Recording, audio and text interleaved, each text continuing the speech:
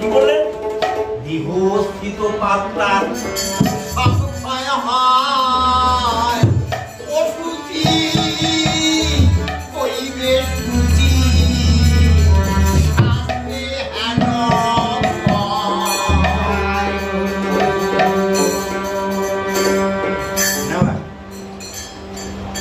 একদিন সাধুসঙ্গ করিতে করিতে আপন হইতে মা সূচি হয়ে যাবে। তুলসী কাঞ্চের মালা যদি পরে বাহু কিংবা শিরে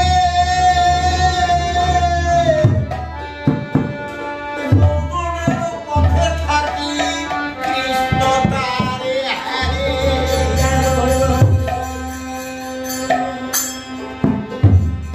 মাগো মুই তুলসী মালা ধারণ করেছি হয় না? মোক কায় মন্দ কয় না, ভাল কয় কি কয় মোর দেখা কোনো কাজ নাই, কিন্তু গোবিন্দ মোক দর্শন করেছে বা অনাদিরাদি গোবিন্দ হয় না মা, দর্শন করেছে কোন ভক্ত আমার কিভাবে সেবা আপ্যায়ন করে না মা।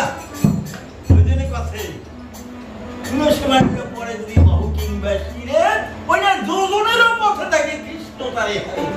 কৃষ্ণ ভগবান যদি এক যোজন দূরেও থাকে তাও গোবিন্দকে লক্ষ্য করে মা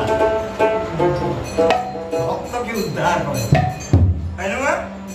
অনেকে অনেক কথা বলে, সেগুলো শোনার কোনো দরকার নাই, হয় না মা? হয়তো মা ওই ভক্ত হবার পারে না, এখানে আল ফল নানান কিছু বলে। তুলসী মালা খান বিন দিছেন, আর তুলসী মালা জল গিলা তোমার ঠাঙে পাবে পড়েছে, অমুক আছে তমুক আছে, তোমরা পাপে মরি যাবে। ওমা বলে একটা কথাও নয়, তুলসী গাছের মালা যদি দেহ ধুত করা যায়, দেহ ধুত পাপ সব করা হয়। জয় জয় রাধা কৃষ্ণ প্রেমানন্দে।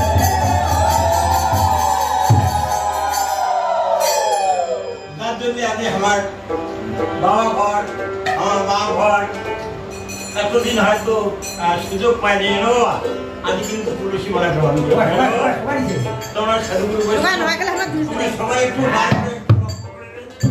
দিদি ঘরে নিবে, সবাই একটু নিবে, খালি তুলসী মালা পড়লে নয় না, আরো পড়িস নাকি কি পড়িস নাকি কীর্তন শাস্ত্র খালি